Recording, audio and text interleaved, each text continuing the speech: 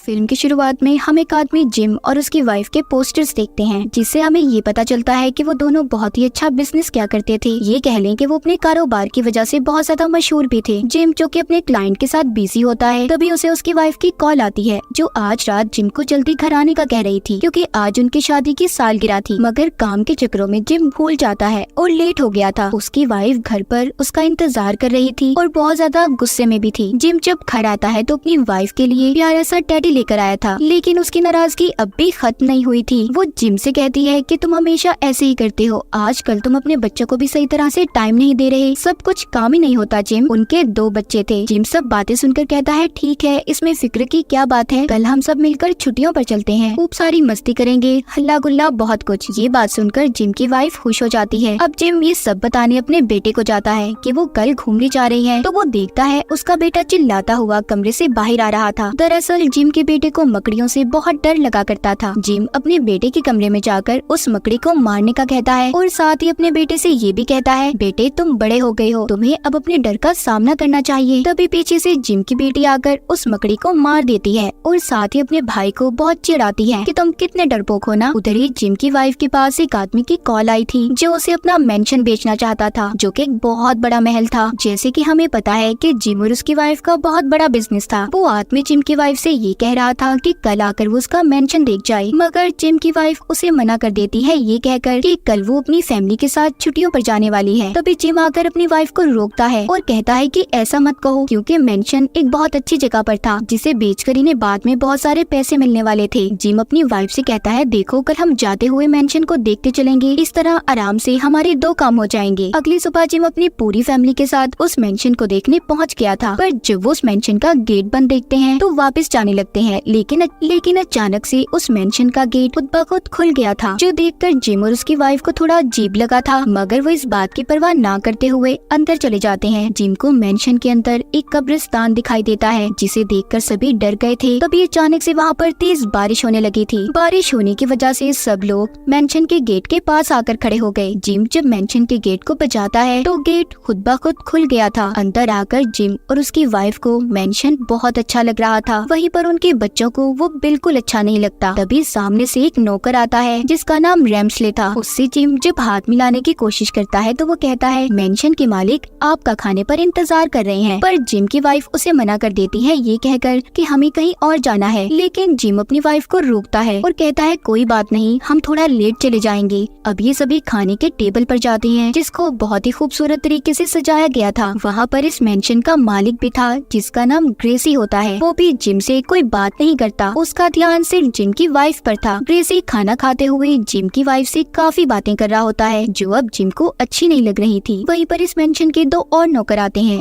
जो इनके लिए खाना लेकर आए थे। तभी वो नौकर रेम्सले खिड़की के पास खड़ा होकर इन्हें बताता है कि आज रात बहुत बड़ा तूफान आने वाला है, आप सबको यहीं पर रुक जाना चाहिए। ग्रेसी भी जिम की वाइफ से यही कह रहा था कि आज रात बहुत खतरा है, आप यहीं पर रुक जाओ। इसके बाद रेम्सले सभी को अपना अपना कमरा दिखाता है। कमरे में आने के बाद जिम की वाइफ उस पर बहुत ज्यादा नाराज हो रही थी। कहती है कि आज हम अच्छा भला अपनी फैमिली के साथ छुट्टियों पर जाने वाले थे, तुम्हारी वजह से हम यहाँ पर आकर फंस गए। मैं इस मेंशन के लिए मना करने वाली थी। इतना कहकर वो बाथरूम में चली जाती है, जिसके बाद उनके कमरे में रेम्सले आ गया था, जो जिम से कहता है कि हमारे मालिक को आपसे बात करनी है, वो लाइब्रेरी में आपका इंतजार कर रहे हैं। इसीलिए वो जिम को अपने साथ लाइब्रेरी में ले आया था, पर वहाँ पर उनका मालिक ग्रेसी नहीं था। रेम्सले जिम को शराब का गिलास पकड़ाकर कहता है, ऐसा करो, तुम यहाँ पर हमारे मालिक का इंतजार करो, मुझे थोड़ा सा काम है, मैं यहाँ से जा रहा हूँ। इतना कहकर वो चला गया था। उसके जाते ही जिम से ग्लास नीचे गिर जाता है, जिससे वहाँ टेबल पर पड़ा एक स्टैचू मूर्ति भी नीचे गिर गई थी। उसके गिरने की वजह से वहाँ पर एक खुफिया दरवाजा खुलता है। जिम उस दरवाजे के पास जाकर वहाँ उस जगह के अंदर जाने लगता है। दूसरी तरफ जिम के बच्चे भी बाहर आ गए थे। उन्हें खेलते हुए एक बॉक्स मिलता है, जिसको जब वो खोलते हैं तो एक नीले रंग की जादुई बॉल हवा में लहराती हुई आगे जा रही थी। उधर जिम की वाइफ भी जिम को ढूंढते हुए कमरे से बाहर आ जाती है। वो वहाँ पर काम करने वाली नौकरानी से पूछती है, क्या आपने मेरे हस्बैंड को देखा है? जिस पर जब वो जिम की वाइफ का चेहरा देखती है तो उसे न जाने क्या हो गया था। वो नौकरानी डरकर भाग जाती है। तभी अचानक से जिम की वाइफ के आगे रेम्सले आ गया था। वो फिर उससे पूछती है, क्या आपने मेरे हस्बैंड को देखा है? वो कहता है, हाँ, वो लाइब्रेरी में है। जिम की वाइफ लाइब्रेरी में जाती है तो उधर ग्रेसी बैठा हुआ था, जो कहता है, मैंने भी यहाँ पर आपके हस्बैंड को मिलने के लिए बुलाया था, पर अब तक तो वो नहीं आए। चलो क्यों ना वो जब तक आ नहीं जाते मैं आपको ये सारा मेंशन दिखा दूं।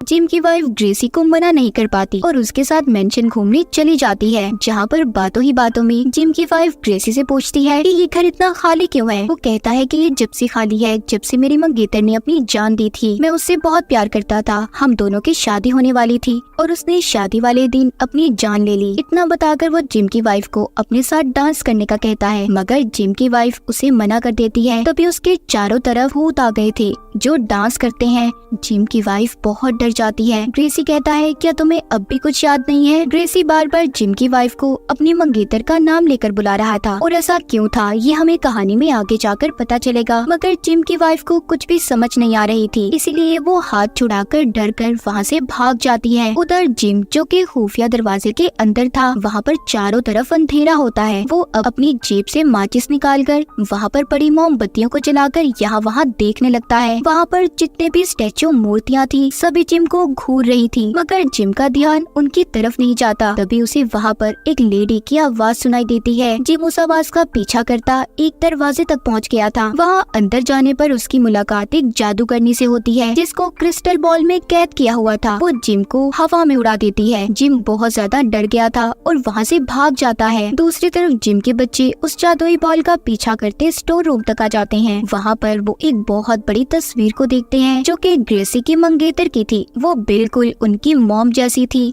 यानी कि जिम की वाइफ बिल्कुल ग्रेसी के मंगेतर की तरह लगती थी। तभी ग्रेसी ने भी उसे कहा था, क्या तुम्हें कुछ याद आया? अब वहीं पर मेंशन के नौकर आते हैं जो जिम के बच्चों को कुकीज देकर यहाँ से जाने का कहते हैं। अब जिम के बच्चे नौकरों से उस लेडी के बारे में पूछते हैं जिसकी इन्होंने तस्वीर देखी थी, यानी कि ग्रेसी के मंगेतर की। तभी वहाँ पर रेम्सले आ जाता है। नौकर उससे डरकर दोनों बच्चों को छुपा देते हैं। जब रेम्सले जिम के बच्चों के बारे में पूछता है तो वो नौकर झूठ बोल देते हैं कि उन्होंने उन्हें नहीं देखा। इधर जिम भी भागता हुआ अपने बच्चों तक पहुंच गया था। उसके बच्चे उसे भी वो तस्वीर दिखाते हैं। जिम सोचता है ये तो बिल्कुल उसकी वाइफ जैसी है। जिम को लगने लगा था कि यहाँ पर कुछ तो गड़बड़ जरूर है। तभी नौकर उसको बताते हैं, यहाँ पर जितने भी लोग हैं वो सब इंसान नहीं बल्कि भूत आत्माएं हैं और हम भी, जो किसी वजह से यहाँ पर कैद हैं। ये सुनकर जिम डर गया था। उसे कुछ समझ नहीं आता ये वो क्या करे। ये लोग अब इस भूतिया मेंशन में फंस चुके थे। तब वो नौकरानी ने बताती है कि आप लोगों को यहाँ से निकलने का हल एक जादूगरनी बता सकती है। ये नौकरानी उस जादूगरनी की बात कर रही थी जो एक क्रिस्टल बॉल में कैद थी, जिससे जिम डर कर भाग कर आया था। ये सब अब उस जादूगरनी के पास जाते हैं और उस तस्वीर वाली लेडी के बारे में पूछते हैं। वो बताती है कि उस लड़की से ग्रेसी की शादी होने वाली थी, लेकिन शादी से एक दिन पहले उसने जहर खाकर खुद को मार लिया। उसने ऐसा क्यों किया अब तक एक राज है, लेकिन इस सदमे को ग्रेसी ने बर्दाश्त नहीं किया और उसने भी अपनी जान दे दी। इसका मतलब ग्रेसी भी मरे हुए लोगों में शामिल था। ग्रेसी की आत्मा थी जो इनसे अब तक बातें कर रही थी। जादूगरनी बताती है कि ग्रेसी ने तुम्हारी वाइफ को अकेले ही आने का कहा था, यानी कि उस दिन जो कॉल आई थी वो ग्रेसी की थी, मगर गलती से तुम और तुम्हारे बच्चे भी यहाँ पर आ गए। अब ग्रेसी को तुम्हारी बीवी में अपनी मंगेतर नजर आती है। वो उससे शादी कर लेगा और अब किसी भी कीमत पर वो तुम्हारी बीवी को यहाँ से जाने नहीं देगा। जिम उस जादूगरनी से पूछता है कि मैं अपनी वाइफ को कैसे बचा सकता हूँ, कोई तो रास्ता होगा ना। वो जादूगरनी कहती है कि तुम अगर अपनी वाइफ को बचाना चाहते हो तो तुम्हें ग्रेसी की मंगेतर की मौत के राज को खोलना होगा कि वो कैसे मरी, जो कि एक बॉक्स में कैद है जिसकी चाबी कब्रिस्तान के अंदर तह खाने में एक कब्र में पड़ी हुई है। तुम्हें जाकर वहाँ से वो चाबी लानी होगी, जिसमें तुम्हारी मदद ये दोनों नौकर भी करेंगे। अब वो नौकर एक भूतिया बग्घी में जिम और उसके बच्चों को बिठाकर कब्रिस्तान में ले गए थे, जहाँ पर वो और भी बहुत सी आत्माओं को देखते हैं। खैर ये तीनों उस तह खाने तक पहुँच जाते हैं, मगर जिम का बेटा अंदर जाने से मना कर देता है क्योंकि उसे डर लग रहा था। इसलिए जिम अपने बेटे को बाहर ही छोड़कर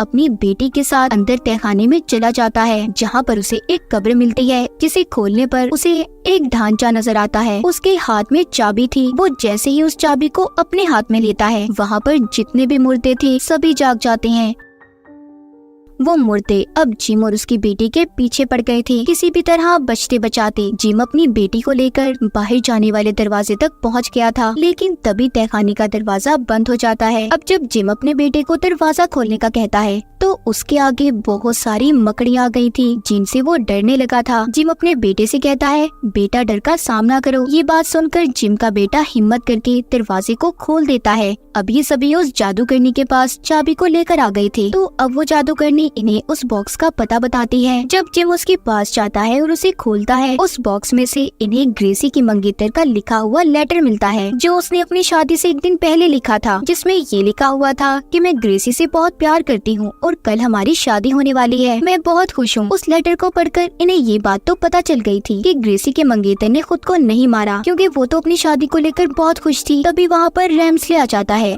जिसे देखकर वो दोनों नौकरों की आत्माएं गायब हो गई थी, जो अब तक जिम का साथ दे रही थी। रैम्सले जिम से कहता है, मैंने सोचा भी नहीं था कि तुम यहाँ तक पहुँच जाओगे। अब जिम उसको ग्रेसी के मंगेतर का लिखा हुआ लेटर दिखाता है और पूछता है कि इसका क्या मतलब है, आखिर सच्चाई क्या है। अब रैम्सले बताता है कि हाँ, मैंने मारा था उसको, क्योंकि हमारे मालिक उसकी खातिर सब कुछ छोड़कर जाने वाले थे। वो लड़की हमारे मालिक ग्रेसी के लिए ठीक नहीं थी, इसीलिए शादी से एक दिन पहले मैंने उसे जहर देकर मार दिया। जिम कहता है, जो भी था, अब मुझे मेरी वाइफ और बच्चों को यहाँ से जाने दो। वो कहता है, नहीं, इतनी आसानी से नहीं। आज रात मैं तुम्हारी वाइफ के साथ अपने मालिक ग्रेसी की शादी करवाने वाला हूँ, जिसके बाद ग्रेसी तुम्हारी बीवी को मारकर उसकी आत्मा को अपने साथ ले जाएगा। ये सब सुनकर जिम गुस्से में रैम्सले को मुक्का मारता है, मगर वो तो आत्मा थी, इसलिए गायब हो गई थी। जिसके बाद जिम के बच्चों को उसने एक संदूक में बंद कर दिया था और जिम को गर्दन से पकड़कर मेंशन से बाहर फेंक देता है। तभी दूसरी तरफ जिम की वाइफ अपने बच्चों और जिम को ढूंढते हुए कमरे में आ गई थी, जहाँ पर रैम्सले पहले से मौजूद था। वो जिम की वाइफ को जादू के जरिए उसके बच्चों को दिखाता है। कहता है कि अगर तुमने आज रात ग्रेसी से शादी नहीं की तो तुम्हारे बच्चे बहुत बड़ी मुसीबत में आ सकते हैं। जिम की वाइफ के पास कोई और रास्ता नहीं था, इसीलिए अपने बच्चों की जान बचाने के लिए वो शादी करने के लिए मान जाती है। बाहर जिम मेंशन में अंदर आने की कोशिश कर रहा था, मगर नहीं आ पाता। उसने हर कोशिश कर ली थी, लेकिन रैम्सले के जादू से हर दरवाजा बंद था। जिम बैठकर रोने लगता है और पछताता है कि काश वो यहाँ पर अपने बीवी बच्चों को लेकर कभी न आया होता। तब उसके पास क्रिस्टल बॉल में बंद जादूगरनी आती है, जो उसका हौसला बढ़ाते हुए कहती है, तुम्हें अपने बीवी बच्चों को बचाना होगा। उसकी बात सुनकर जिम हिम्मत करके अपनी गाड़ी में बैठता है और मेंशन को तोड़कर अंदर आ गया था। अंदर आकर सबसे पहले वो रैम्सले के आदमियों यानी के भूतों का मुकाबला करता है, फिर अपने बच्चों को बचाता है। उधर दूसरी तरफ रैम्सले ग्रेसी और जिम की वाइफ की शादी करवा रहा था। तभी जिम अपने बच्चों को लेकर वहाँ पर पहुँच जाता है, जिन्हें देखकर जिम की वाइफ बहुत खुश होती है और भागकर वो जिम के गले लग गई थी। इस बात पर ग्रेसी को बहुत गुस्सा आता है। वो एक तलवार से जिम पर हमला करने वाला था। तभी जिम वहाँ पर ग्रेसी को उसके मंगेतर का लिखा हुआ लेटर दिखाता है और बोलता है कि तुम्हारी मंगेतर ने खुद अपनी जान नहीं ली थी, बल्कि उसे तो इस तुम्हारे खास नौकर ने मारा था, रैम्सले ने। ये बात सुनकर ग्रेसी हैरान हो गया था। अब इन सब बातों के बारे में वो रैम्सले से पूछता है, तो वो कहता है कि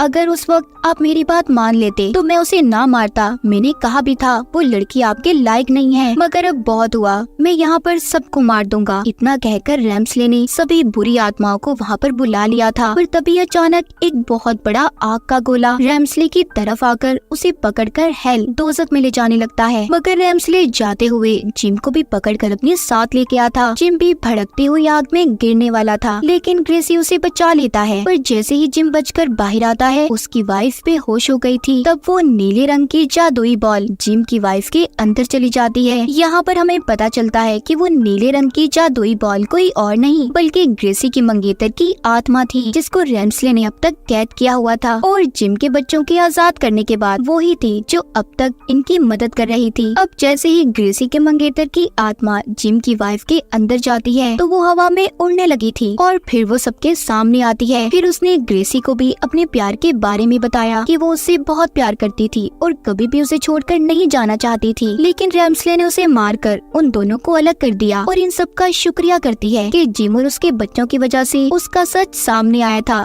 वरना उसकी आत्मा कभी आजाद ना होती। ग्रेसी ने जिम को मेंशन के कागजात दे दिए थे और खुद अपनी मंगेतर के साथ आजाद होकर हमेशा हमेशा के लिए हेवन यानी कि जन्नत में चला जाता है। जिसके बाद मेंशन में कैद उन सभी लोगों की आत्माएं भी आजाद हो गई थी जो यहाँ पर कैद थी। जिम और उसके बच्चों की वजह से यहाँ पर कैद आत्माएं आजाद मौत हो गई थी। और इसी के साथ इस फिल्म की कहानी भी यहीं पर खत्म हो जाती है।